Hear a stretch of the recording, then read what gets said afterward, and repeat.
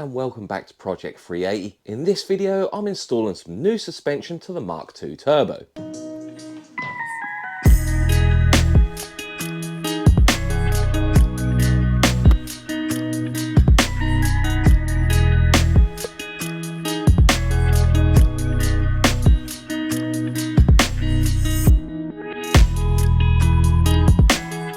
So as you may remember, for the longest time I've had HSD monopros on the Mark II. That was a really good set of coilovers, but now the car has changed a lot and I broke one of the top mounts. Those coilovers just won't cut it anymore. Because I've got the full destroy or die suspension kit with 40mm drop knuckles and 40mm drop hubs and a full deuce kit, which isn't on at the minute, the HSDs just weren't working. I never thought I'd say this, but I couldn't actually get the car high enough to a usable level. I could put a load of preload on the HSDs and wind the bottom bodies all the way down to an unsafe level, and the coilovers still weren't high enough. So hopefully I've got a solution, albeit a very expensive solution. Fingers crossed this works. I've purchased myself a set of BC Racing coilovers. These are the BR series, which have got slightly different bottom mounts. They're a little bit stiffer and slightly different top mounts. Just look at all that adjustment I've got. Hopefully these coilovers should do the trick. Just so you know, I'm running 10k springs in the front and 8k springs in the back, which is a little bit stiffer than I was running. The HSDs I had were 8 in the front and 7 in the back. I'm sort of judging with the extra power, I'm going to need the extra stiffness. But that is another reason I went for the BC coilovers. If I did want to change the spring rates, or I break a top mount, or the bottom joint destroys itself, BC Racing coilovers are really easy to get parts for, unlike the HSDs. So in the future, if I need to change anything, or anything breaks, I don't have to worry. So let's get these coilovers on the car. Wait, did you really think I was just going to chuck some coilovers on? That's just not the Project 380 way. So having a car as low as I want it with a body kit poses a few issues. The car is going to spend its life going on and off a trailer, going to different tracks and different events. It's constantly going to spend its time on a lift, and I've got a few issues at home. Right there is a huge rubber lip. As my driveway's got a bit of a slope to it, that's stopping any water coming in the garage, apparently. And the end of my driveway has a really steep curve to it. If I keep the car low with a body kit on it, I'm just going to destroy it. So there is a solution, which is another reason why I went with the BC coilovers. And that is from Stanceparts. In this box is an air cup from Stanceparts. This air cup is similar to Air Ride, but it's only designed for that extra lift for getting you out a spot of bother. So this will work similar to nose lift on a Lamborghini. So you've got normal coilovers with an air cup that installs between the top mount and the spring. So let's rip this coilover apart and I'll show you how they install. First off, I'm going to remove this bracket on the bottom here. That is to hold the ABS wire. Well, I don't have ABS on this car, so this can come off.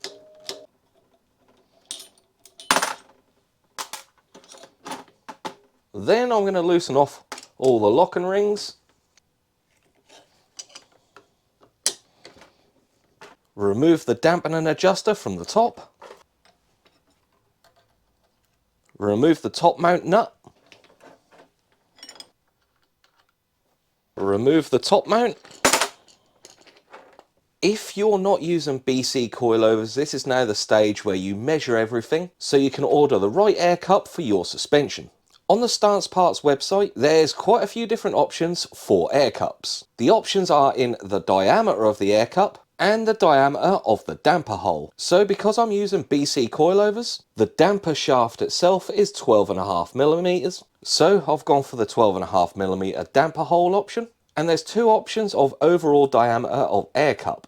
Because this air cup sits on top of the spring, we know the air cup sits right up in here. So we're quite limited with space, especially on the rear suspension. And we know our diameter of coil. We can then use those two sizes to pick the right air cup. I have gone for the 110mm option, obviously with a 12.5mm damper hole. And this seems to work great, with possibly a slight issue on the rear, which we'll get onto in a minute. So, installing these onto the coilovers. On the Stanceparts website, they do suggest that you adjust the spring droop by 30mm, reinstall the coil, and install the air cup on top. But I'm going to do it slightly different. I'm actually going to fully disassemble this shock so I can put a little bit of anti-seize on this thread. So in the future, if I do need to adjust it, I know it's not going to be seized.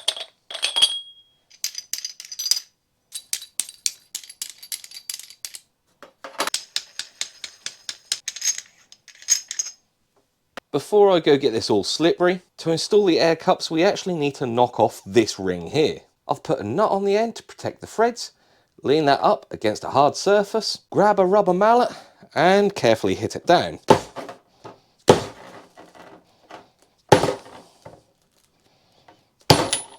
Now we can gently prise away this snap ring. Now we're ready for the air cup. Very carefully slide the damper into the air cup. Past that little ridge where the snap ring and this washer go in. Now the snap ring can go back on the damper. And then the washer, this does only go one way, so take note of how it came off.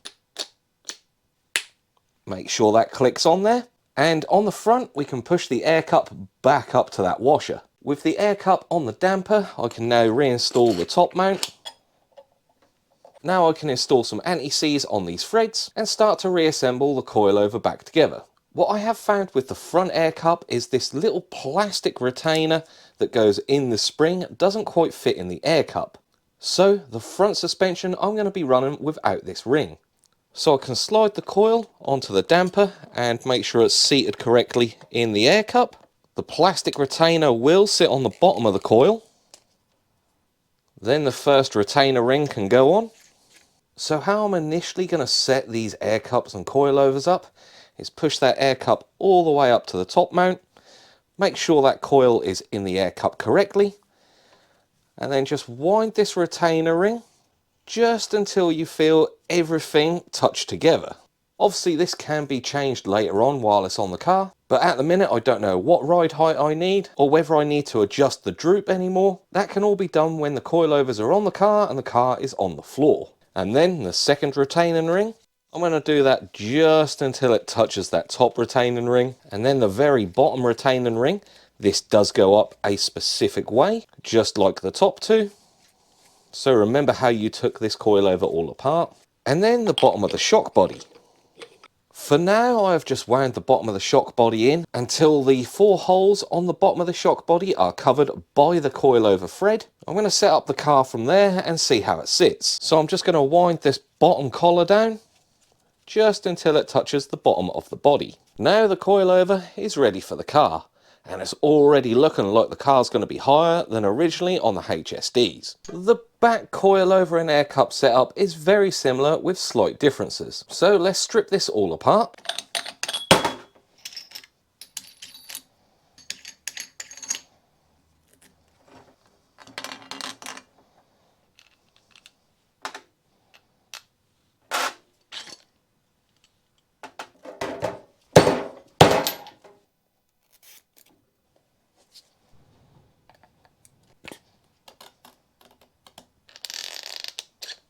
Now this is where the difference comes in the back shock compared to the front. The back shock top mount is slightly different. As you can see, it is really recessed, and that washer on the damper has to sit right up against that joint there. So I'm going to pull the air cup down as far as I can, put the top mount on.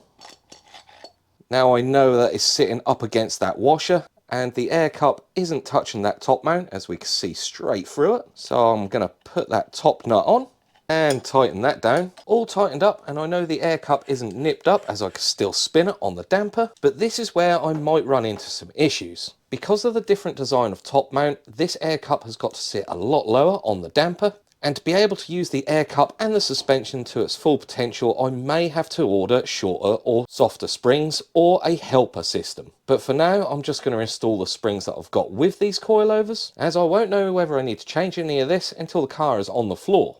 But unlike the front, the rear springs actually have a metal retaining collar at the top, which does fit directly in the air cup system. So that could go on the coil, and the coil can go on the damper. The same as the front coilover, I'm just spinning this collar up till it just touches. And the same with the bottom body. I'm just going until those 4 holes are just covered by the damper body. Now it looks like I haven't got as much adjustment on the rear, so I may need to order a different spring. But for now, it's going on as it is. With the front and the rear coilover and air cup system all assembled now, it's time to install them on the car. As you can see, the old HSDs are already out and the drop links are disconnected. So all we've got to do is slide the new system in place and bolt it all up.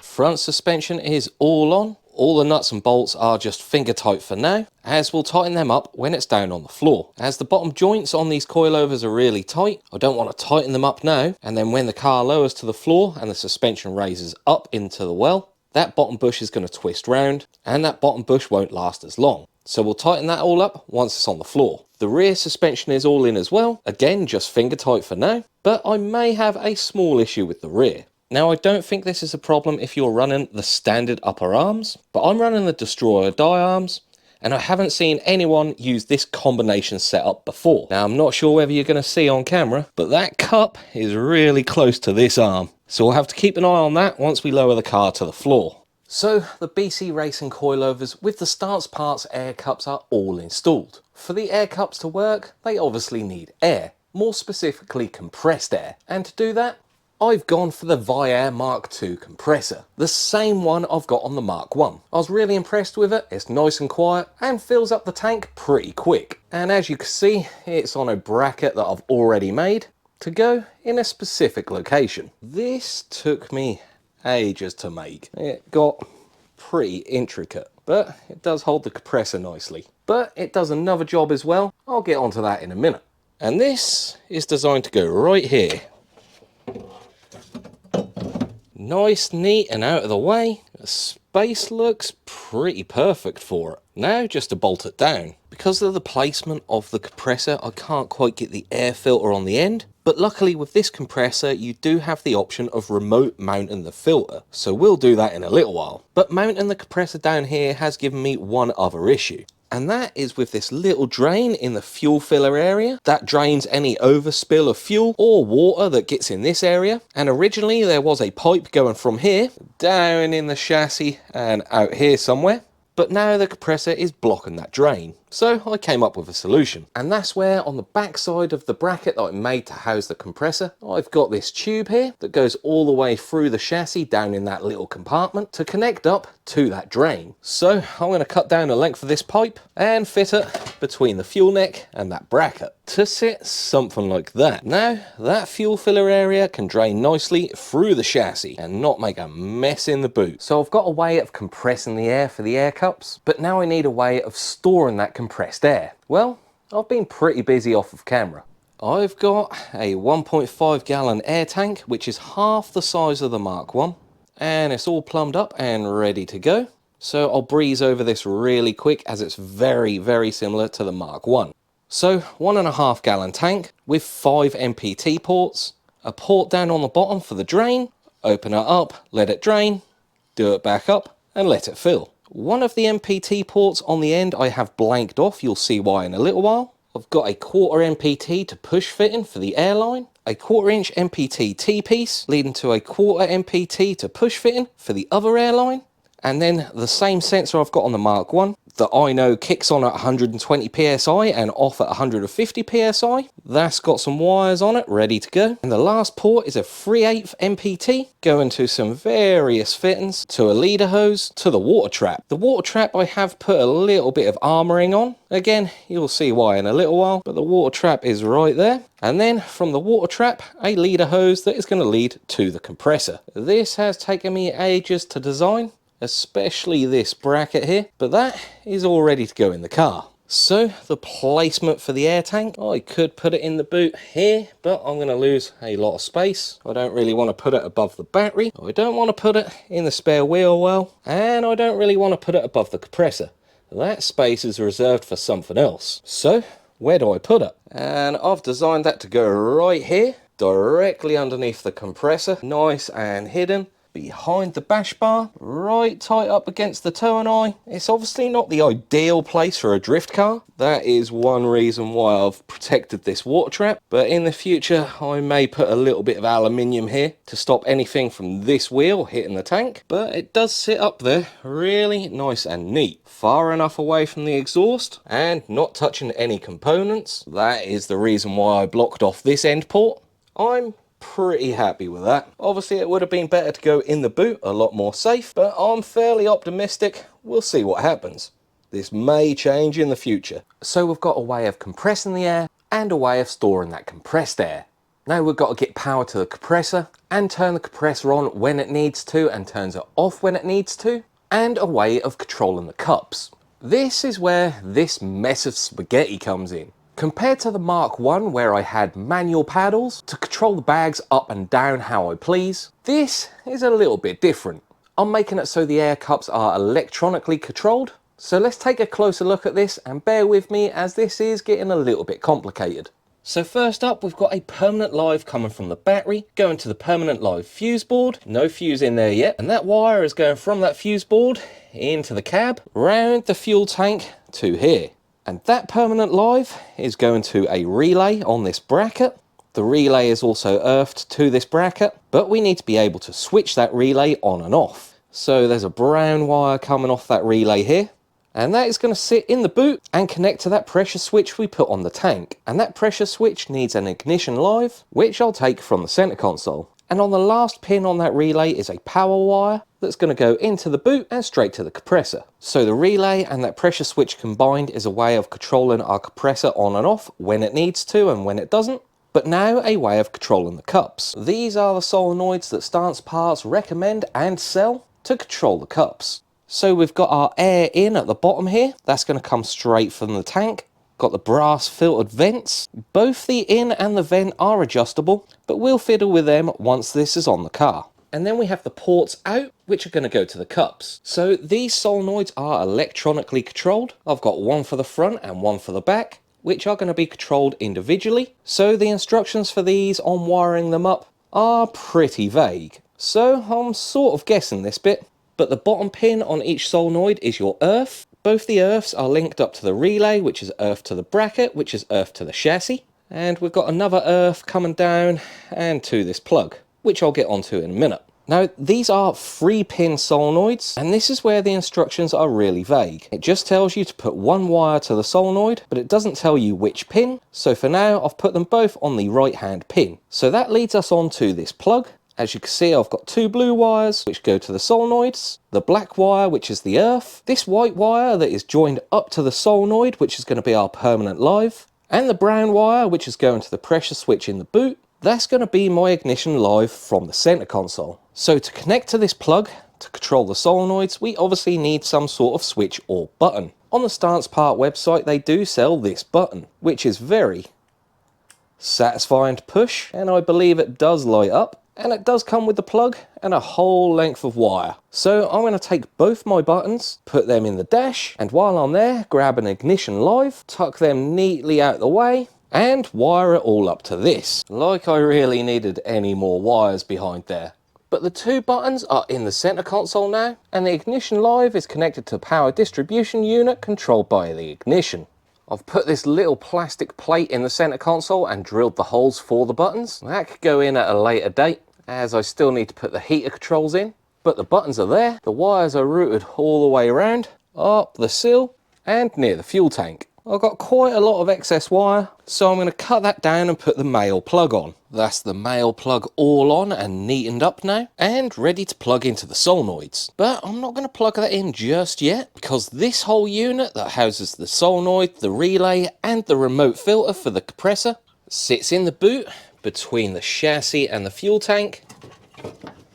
Nice, safe and hidden out of the way. And because that's going to be a pain to put the outlines on the solenoids, I'm going to take this back out and install them off of the car. So I've got a black line for the front cups and a blue line for the rear cups. Nice simple push fittings, make sure they're all the way in there. And at the same time install the breather hose for the remote breather for the compressor.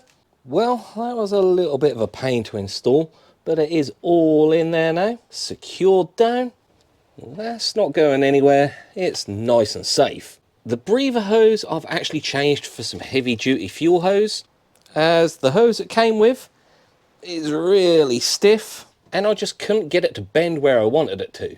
I want that to tuck nicely out of the way there, away from the suspension when I put it back in, and directly to the compressor. I've got all the wires coming from the solenoids up here. I'm going to route them neatly up above the wheel arch. There's a screw hole just here which I'm going to clean up and use as a good earth point. Not that you can see much, but that's all bolted in there now. The compressor is also earthed to this earthing point, and I've connected the power cable and the wires to and from the pressure sensor. They're not polarity dependent, so it doesn't matter which way in they're plugged in. So that is all connected up and done. Now I can plug in the ignition live and the buttons to the plug and tuck that neatly down there beside the fuel tank. Now with everything wired up, I beg no more wiring. We can concentrate on the air lines to the air cups. So I've got my black from the solenoids going to a T-piece, and I've got my blue from the solenoids going to another T-piece. I've ran one blue line from the T-piece back down beside the solenoids for this air cup, and from the other side of the T, some more blue line that'll feed the other side of the fuel tank to the other air cup. And then from the black T for the front bags, I'm going to split off and go either side of the car with some more black line. So those black lines are running through the bulkhead and up the side of the arches and to a bulkhead fitting. The bulkhead fitting is going through that wheel arch, and then I'm going to have a service line just like I did on the Mark 1. So I'll make up them service lines quickly. That's that little service line all installed now. I've tucked it as far out of the way as I can, but obviously until I get the car on the ground at the right ride height and move it lock to lock, I don't know whether this is going to hit that tyre. But it's not the end of the world. It's not like it's a full airbag system and I rely on that line. That line is only there to get me over obstacles on a recovery truck or in my garage. And because it's such a short line, it's not exactly hard to replace. I've done the same to the rear. I've tried to tuck it up and out of the way as much as possible. I'm just going to have to keep an eye on this one to make sure it doesn't catch between the upper arm and the chassis. Now with everything in place where it should be, it's time to start connecting it all together. So I'm going to start off by connecting the compressor line to the air tank line through our chassis here, like that, and they can just be tucked down there for now. I might make a mounting bracket for that in the future. Now the two lines that come from the air tank, they need to be connected to the solenoids up in there, just like that. Now the remote breather filter can be connected to the compressor, just like that. Now all of these pipes can be hidden once this metal plate goes in. Nice and hidden behind there. So with everything installed, wired in and plumbed up, I think it's time to get some wheels and tyres on this and the car on the ground.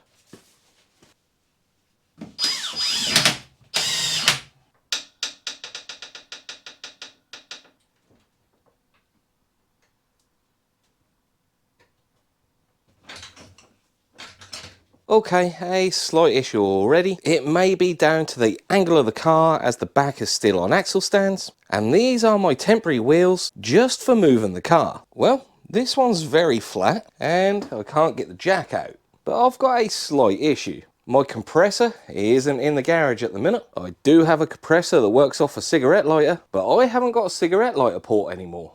If it looks stupid but it works, is it really stupid? I've got an old battery with some crocodile clips on it, linked to a cigarette port, linked to the compressor, and we're getting some air in the tyre. Well, I managed to get 15 psi in it, which allowed me to get the jack out. Time for the back. Okay, both back tyres are really flat and you can't really tell from this angle, but the back is a lot higher than the front. So I'm going to spend a little while getting some air in the rear tyres. So it's been a few days. I managed to get some air in those rear tyres. I let the car back down on the ground and the car was still at the same ride height, which was pretty high. and there was no suspension movement. So I took some time off of camera to investigate what was going wrong, and I think I found out what it was. I think the whole situation is caused by this top mount. Because this top mount is really tall and the damper has to sit so far in it, it's restricting travel on the suspension. So if I put the top mount back on, hopefully you can see I've got a little bit of movement between the top mount and the air cup, but I can't pull that air cup down anymore. But if I push down on the top mount,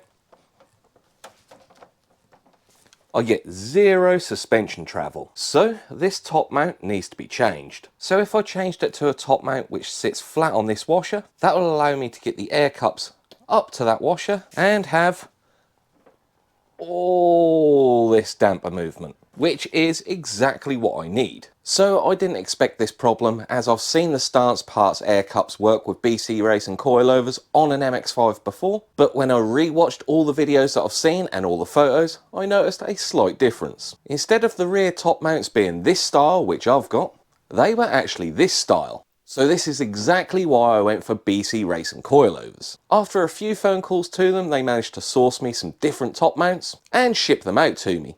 But the problem is, that's going to be in about 2 weeks' time. And in the real life timeline, I need this car outside and started. So what I'm going to do for now is put the BC Racing coilovers on the back without the air cups, just so I can get the car outside. And then once the top mounts are here, I'll put the air cups back on and make sure everything works good. So let's get that air cup off and everything reassembled. So the rear is back on the ground now, a lot higher than I wanted it. But it's ideal to get out of the garage and get the car started. So I've got a couple of weeks to wait till them rear top mounts turn up. So in the meantime, I've got lots of stuff to do. I could get the interior all cleaned and all these panels back on and pop back in the heater controls. I've also developed another coolant leak from a different place, so I need to sort that out before the car started. I know I haven't got the back air cups on right now, but I'm far too excited. So I think I'm going to test the system out and make sure everything's working all right. So now I'm going to pop the fuse in for the compressor and make sure that all works. I'm not going to lie, I'm pretty scared for this one. I've got no pressure gauges at all, so I am just relying on that pressure sensor on the tank to cut off when it needs to. I'm going to put in a 30 amp fuse into the fuse board and turn the isolator on. Well, that's a good sign the compressor hasn't kicked in yet. Let's turn the ignition on and hope that compressor turns on and then off when it needs to. Well, that's a good sign, the compressor's running. Hopefully with such a small tank that won't take long to fill.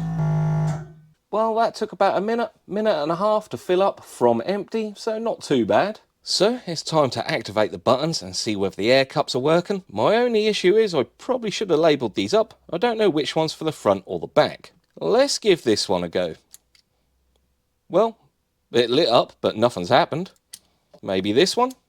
Well, that lit up and nothing happened. I may have forgot to put power to them solenoids. These are just permanent lives that are coming off of that relay, which I just need to plug into the solenoids. That's all wired up now. Let's give it another go. Well, that was definitely a solenoid clicking. Whoa.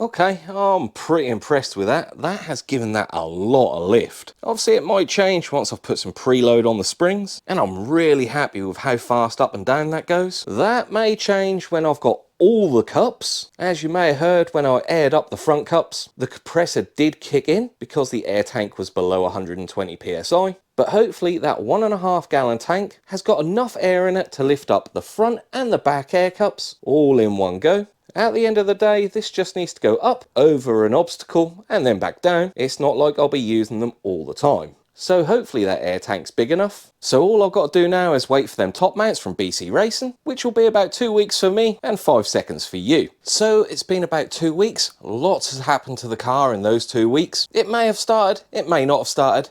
It may have all gone terribly wrong, but you'll have to wait and find out. But the parts from BC Racing have finally turned up, a lot quicker than I expected, and I've got the new top mounts, which look quite a bit different to the other ones. The height difference is quite a lot, but I'm not sure whether it's enough. There's only one way to find out. So I've assembled one top mount on one of the shocks, and I've still got the standard one on the other one, and the difference is quite a lot. So on the standard one, we've got a very tiny gap in between the top mount and the air cup, but no damper movement at all. But on the other shock, we've got a lot of gap between the air cup and the top mount. Obviously the air cup is meant to sit all the way up there, but hopefully that now means I've got all that movement in that shock.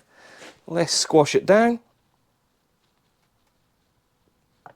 That is a substantial amount more movement. So let's get this all assembled properly with the spring in it. Installing this different style top mount, because it's going to be a lot lower in the chassis, has caused me a minor inconvenience. The knob to adjust the dampening is now going to be slightly lower in the chassis and a bit of a pain to get to, especially over the left hand side of the car where I've really got to reach in there to adjust the dampening. I presumed this may be a problem, so when I ordered the top mounts, I ordered some extenders for the dampen adjuster, and they simply slip straight over the original knob and tighten it down with the Allen key. And that's going to give me a lot more reach in the car to adjust this, making life a lot easier. That's one all assembled now and ready for the car. If this works and you are in the same situation as me and you need different top mounts, there is the part number for this style top mount. So I just need to get this one rebuilt and install them both into the car. So that is both sides all assembled and installed on the car. That is looking a lot better. Hopefully the car now will sit at a nice height. And the dampening adjuster is sticking through just there, nice and easy to get to. I didn't really need it for the right side, but just in case I've got anything down here, it's still nice and easy to get to. So let's get the wheels back on the car and the car on the ground and see whether it all works.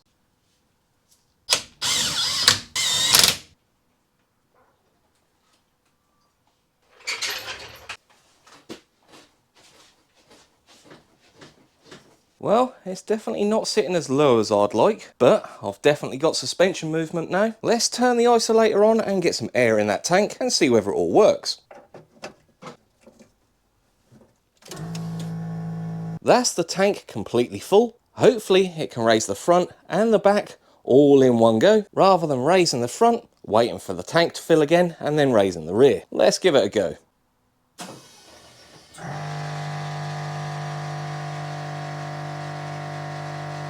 It did almost completely raise on one tank. The compressor kicked in right at the end, which I think is perfect.